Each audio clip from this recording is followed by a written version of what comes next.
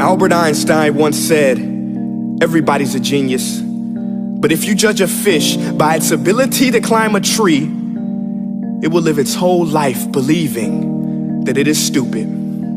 Ladies and gentlemen of the jury, today on trial we have modern day schooling. Glad you could come. Not only does he make fish climb trees, but also makes them climb down and do a 10-mile run. Tell me, school, are you proud of the things you've done? Turning millions of people into robots, do you find that fun? Do you realize how many kids relate to that fish swimming upstream in class, never finding their gifts, thinking they are stupid, believing they are useless? Well, the time has come, no more excuses. I call school to the stand and accuse him of killing creativity, individuality, and being intellectually abusive.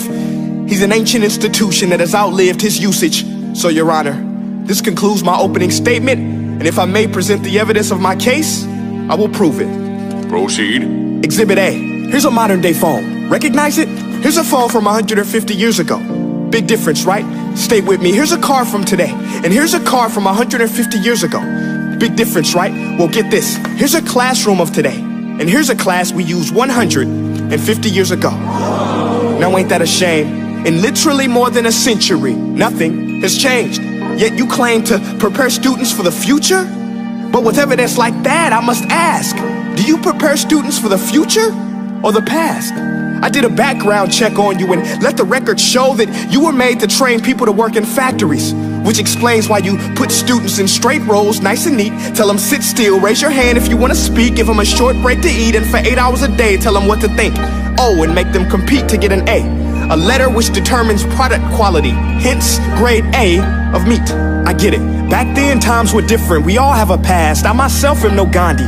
But today, we don't need to make robot zombies. The world has progressed. And now we need people who think creatively, innovatively, critically, independently, with the ability to connect. See, every scientist will tell you that no two brains are the same. And every parent with 2 or more children will confirm that claim.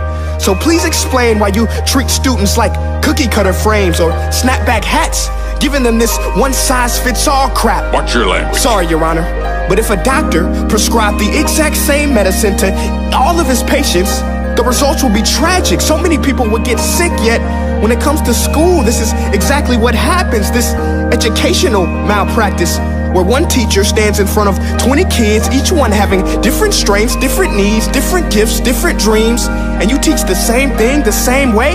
That's horrific. Ladies and gentlemen, the defendant should not be acquitted. This may be one of the worst criminal offenses ever to be committed. And let's mention the way you treat your employees. Objection. Overruled. I want to hear this. It's a shame. I mean, teachers have the most important job on the planet, yet they're underpaid? No wonder so many students are short-changed. Let's be honest, teachers should earn just as much as doctors, because a doctor can do heart surgery and save the life of a kid, but a great teacher can reach the heart of that kid and allow him to truly live. See, teachers are heroes that often get blamed, but they're not the problem. They work in a system without many options or rights. Curriculums are created by policymakers, most of which have never taught a day in their life. Just obsessed with standardized tests. They think bubbling in a multiple choice question will determine success. That's outlandish. In fact, these tests are too crude to be used and should be abandoned, but don't take my word for it. Take Frederick J. Kelly, the man who invented standardized testing, who said, and I quote, "These tests are too crude to be used and should be abandoned." Ladies and gentlemen of the jury, if we continue down this road, the results will be lethal. I don't have much faith in school, but I do have faith in people. And if we can customize healthcare, cars, and Facebook pages, then it is our duty to do the same for education, to upgrade it, change it, do away with school spirit, because that's useless. Unless we're working to bring the spirit out of each and every student, that should be our task. No more Common Core. Instead, let's reach the core of every heart in every class. Sure, math is important, but no more than art or dance. Let's give every gift an equal chance. I know this sounds like a dream, but countries like Finland are doing impressive things. They have shorter school days. Teachers make a decent wage. Homework is non-existent, and they focus on collaboration instead of competition. But here's the kicker, boys and girls. Their educational system outperforms every other country in the world. Other places like Singapore are succeeding rapidly. Schools like Montessori, programs like Khan Academy. There is no single solution, but let's get moving. Because while students may be 20% of our population, they are 100% of our future. So let's attend to their dreams, and there's no telling what we can achieve.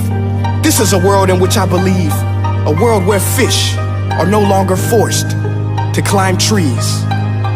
I'll rest my case.